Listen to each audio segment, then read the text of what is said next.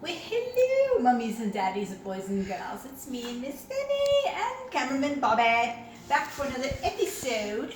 Some of you have asked, don't you cook, Miss Penny? Well, not if I don't have to. But I came up with two dishes I've used over the years, ad nauseum, if you will. And very simple, very delicious, highly requested. So I'm going to share them with you. First, what we have here is just a cooked chicken breast. Just seasoned it a bit, put it in a pan, chopped it into bite-sized pieces. Right here I have some cream of mushroom and about a half a cup of milk. And we put that together. You can use cream of celery, cream of chicken, cream of whatever you want. I don't care. And that's going to go right in here into the chicken mixture. And here I've got a combination. This is a little gadget. Woohoo! A combination of cheddar cheese and pepper jack. Just like 3/4 of cheddar and only a quarter of pepper jack. So that'll go there and add a little bit of something delicious and spicy and surprising. Now you know cheese, of course. Cheese is the sprinkles of the savory world. So we're still using sprinkles, boys and girls. Don't get all whipped out of shape. And then this is what's called the Normandy mix, or sometimes I've seen it as California mix. Just get some kind of mix with broccoli, cauliflower, and carrots. And sometimes they stick in yellow things or something. Whatever, it doesn't matter.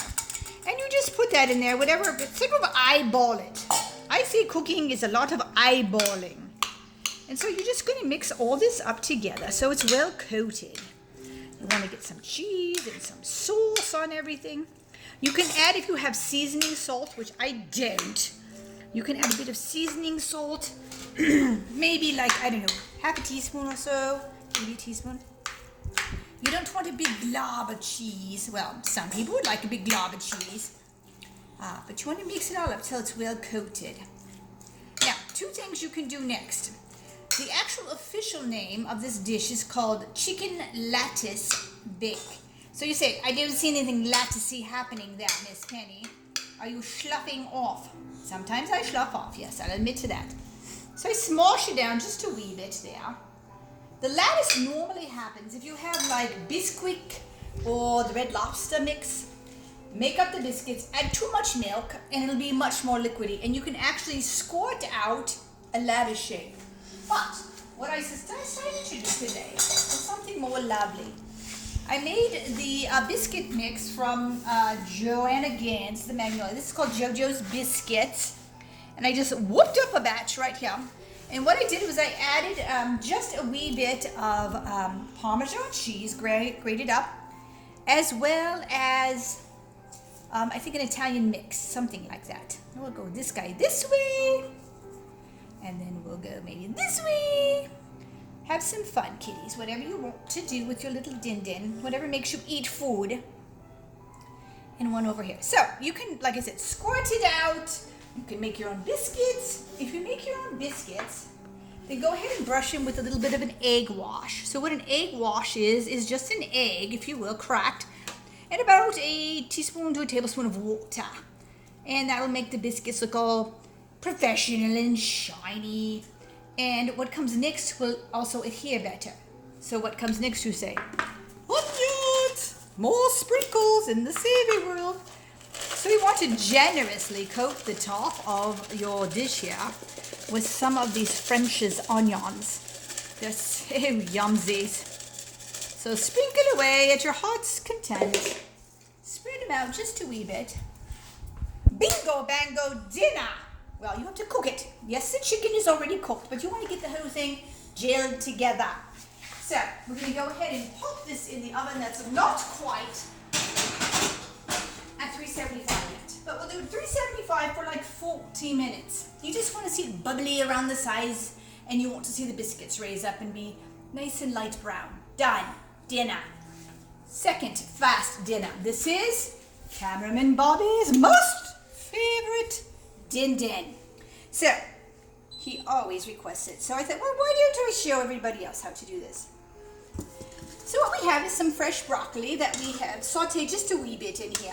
So just tender, that's all we're looking for. Chopped up, I don't know, what looks like 2 tablespoons of chopped red pepper. And what we're going to do next is boot up some heat here. I'm going to pour in, this is heavy whipping cream, or in England they called it double cream.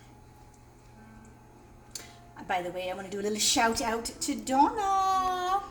Donna was a friend and still is. And we had some marvelous adventures in England, and she's a fan. Watches Miss Penny now and then.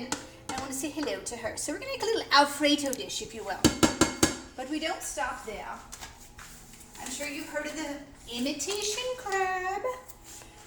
This is just having one version, and it comes all flaked and nice. And so what we're going to do is add that as well. And it's kind of chopped up already, but you just want to mix it in there. A healthy amount. Bobby likes a lot. So we're going to put in all of what's left from the last time we made this dish. So that's like that. Wipe it off on my nasty little apron. And we're going to kick it up. So this is the beginnings of an Alfredo sauce. So everything's in here. And as it starts to heat up, it's going to start gelling and getting that cream thicker. And so we'll want to add a bit of Parmesan cheese to make the flavor so much more cheesy and delicious. We're sprinkling some cheese into our quick little dish. What do you call this, Bobby? Do you remember? It's like, I don't know, broccoli cheese thing that you make on Fridays. That's what I think what he calls it. Here's another quickie one with this that I tend to like a little bit better. Same dealio here. Except for instead of broccoli and crab, you chop up bits of ham and frozen peas. So ham, peas, cream, Parmesan cheese, throw the peppers in there if you want because it's beautiful and colorful. Add this up, start cooking it up. And then we have made in advance here some egg noodles. So they're done, perfectly done, I'm sure, because Bobby made them. And so what we're going to do when this gets a bit thicker is we're going to toss this all together. And it's going to make quite a delicious and very quick. I mean, you see how quick it is. Sure, there's a little bit of prep time as far as this goes. Getting the broccoli ready, cooking up the noodles, whoop-de-doodly-doo. You can certainly pull this off. And so I would say, I feel like I made the same 7 things in a different order each week for my children. Poor things. Now, if dessert was dinner, my kid would ate like kings, but it's not. So they'd have boring meals almost every night. But so what? Who cares? That caused one to be a chef, and the other one to cook other things. So take your noodles, toss them in. How much, Miss Penny, are you putting in there? It doesn't matter. Just eyeball it. You want to learn to eyeball when you cook. Eyeball. You want to coat the noodles so they're not dry as a bone and nasty tasting. Coat them up real nicely in that cream until they continue to get thicker.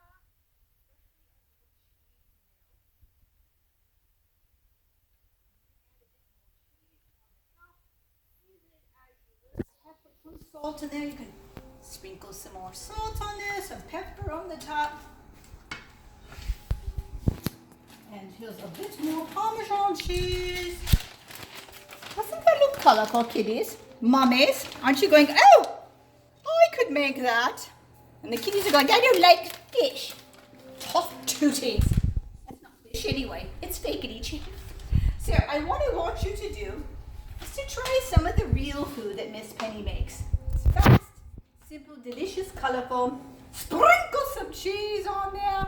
And sprinkle some cheese in there, and winning, you've got a yummy meal or two. Enjoy, TTFN. See you on the other side. God bless.